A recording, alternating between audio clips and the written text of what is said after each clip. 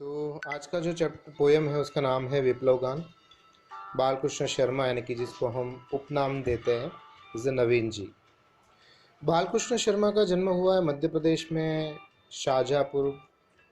और ये जो हमारे कवि है वो हमारे राष्ट्रीय विचारधारा के एक प्रमुख क्रांतिकारी कवि थे। ऐसा है कि कोई भी अगर कार्य करना है तो उसके लिए जोश, जुनून, ताकत, एनर्जी उन सब की ज़रूरत पड़ती है। पहले के समय के अंदर जब दो बड़े बड़े राजा जब युद्ध करते थे तो युद्ध के लिए इधर के साइड में लंबी सी तादाद में युद्ध के लिए सोल्जर यानी कि सैनिक खड़े हैं, उसके पीछे घुड़सवार खड़े हैं, उसके पीछे हाथी के ऊपर खुद राजा या सेनापति खड़े हैं। तो जो राजा है वो अपने पूरे सेना को जोश, जुनून और ताकत दिलाने के लिए कुछ ना कुछ गाना गाते थे। कुछ अपने धर्म के हिसाब से, कुछ अपने देवता के हिसाब से उसको जोश बढ़ाने का कार्य करते। और ये आपने मूवी बाहुबली में देखा होगा कि जब हमारे सारे सोल्जर ढीले पड़ जाते हैं तो उसको बताते हैं कि हम किस लिए कार्य कर रहे हैं, क्यों कर रहे हैं, हमारा जीवन क्या है, हमारा अधिकार क्या है, हम क्या प्राप्त करने के लिए आगे बढ़ रहे हैं। तो वो सैनिकों के अंदर एक ताकत आ जाती है, क्रांतिकारी विचार आ जाते हैं। और वो एक व्यक्ति जो 10 को नहीं 100 के ऊपर भी भारी पड़ जाता है। गांधी जी के विचारधारा वाले हमारे ये बालकृष्ण शर्मा जी, नवीन जी ने यही कार्य किया। भारत देश को जब आज़ादी चाहिए थी तो गांधी जी को सपोर्ट करने वाले बहुत सारे भारत देश के कवि, लेखक ने गांधी जी के विचारों को कविता के माध्यम से प्रकट किया। गांधी जी कहते थे कि अगर आपकी कविता कुछ ऐसी लिखो जिससे देश, दुनिया और समाज को फायदा हो, जिसको पढ़ के लोगों के शरीर का खून गर्म हो जाए, उसको कहते हैं क्रांतिकारी विचारधारा। और ये क्रांतिकारी विचारधारा को प्रस्तुत करने का कार्य किया है आज की ये काव्य जिसका नाम है विप्लव गान। प्रस्तुत काव्य में कवि कवियों को संबोधित करते हुए कहते हैं कि हे कवि लोग, अपनी काव्य के अंदर कुछ ऐसी तान सुनाओ कि चारों ओर प्रलय आ जाए। पुरानी परंपरा, रूढ़ियों, बातों, अंधश्रद्धा, उन सबको ध्वंस कर दो, तोड़ दो, चारों ओर विनाश आ जाए। और युगों युगों से बलने वाली जो अंधश्रद्धा है, गंदी परंपरा है, उसको तोड़कर हमारे लोग, हमारे देश की जनता आगे बढ़े। तो यहाँ पर सब नाश विनाश की बात की गई है। एक नए विचारधारा को लाने के लिए पुरानी बातों को जब तक हम तोड़ेंगे नहीं तब तक नए जगत, नए देश का निर्माण कभी नहीं होगा। कवि कहते हैं यहाँ पर कि कभी कुछ ऐसी तान सुनाओ जिससे उथल पुथल मच जाए, एक हिलोर इधर से आए, एक हिलोर उधर से आए, प्राणों के लाले पड़ जाए, त्राही त्राही स्वर नभ में छाए, नाश और सत्यानाश का धुआंधार जग में छा जाए।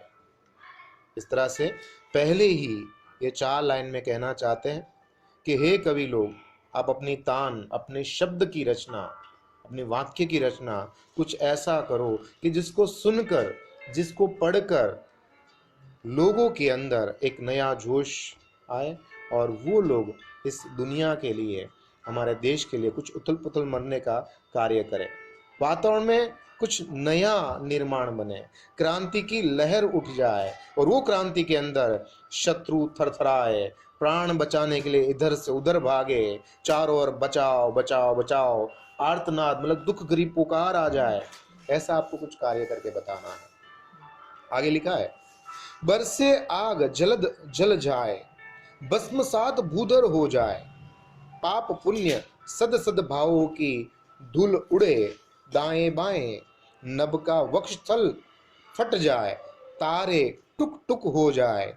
कभी कुछ ऐसी तान सुनाओ जिससे चारों ओर उथल पुथल मच जाए। कवि कहते हैं कि क्रांतिकारी तान ऐसा असर करता है कि आकाश के अंदर से भी वो आग बरसा सकता है। उसकी आग से, उसकी लौ से बादल के जो जल है वो जल जाएंगे, पहाड़ जलकर खाक हो जाएंगे, चारों ओर पाप और पुण्य के, अच्छे और बुरे भावों की धूल की तरह उड़ जाएंगे। और क्रांतिकारी कार्य के लिए हर एक व्यक्ति को, चाहे वो छोटा बच्चा हो, चाहे बूढ़ा हो, चाहे स्त्री हो, चाहे पुरुष हो, वो आपके विचारों को अपनाए।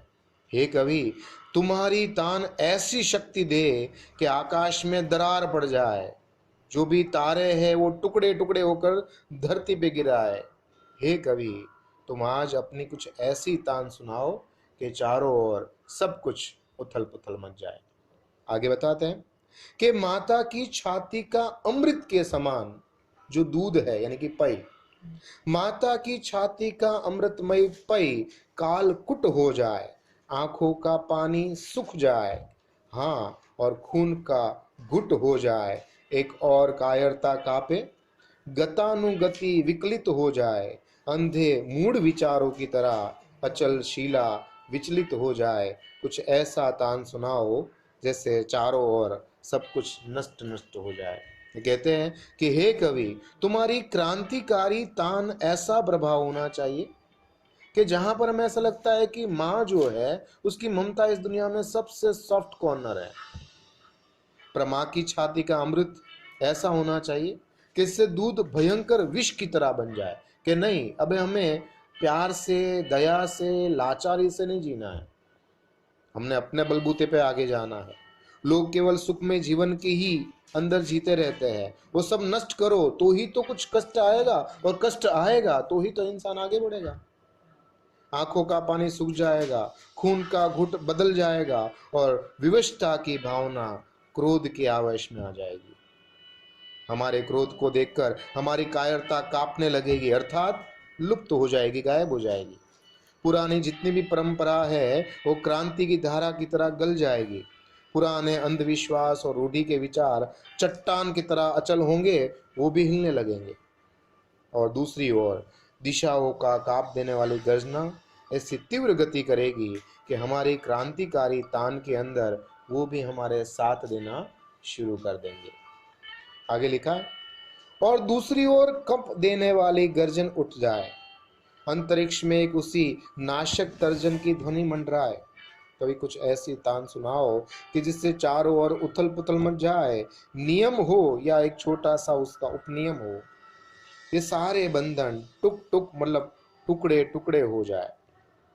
विश्वम्भर, जो विश्व को चलाने वाला ईश्वर है, विश्वम्भर की पोषक, पालन पोषण करने वाली जो वीणा है, उसके सारे तार मुक मतलब चुप हो जाए, शांति का दंड टूटे, उन महारुद्र का सिंहासन थरथराने लगे, उसकी शोषक श्वासोश्वास विश्व के प्रांगण में लहराए, नाश नाश सर्वनाश की प्रलंकारी आंख खुल जाए।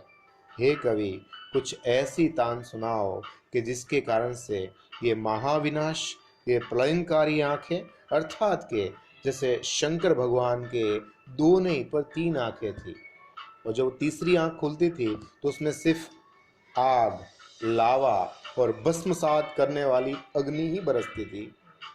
इस तरह से शिव का तीसरा नेत्र खुल जाए। कभी कुछ ऐसी तान सुनाओ जिससे संसार में जो आज तक परिवर्तन नहीं हुआ है वो सारे परिवर्तन हो, और सब आपकी बातों को माने, समझे और अच्छा कार्य करने की कोशिश करे।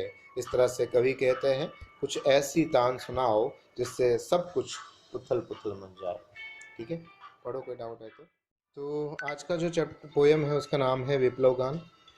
बालकृष्ण शर्मा, यानी कि जिसको हम उपनाम देते हैं नवीन जी,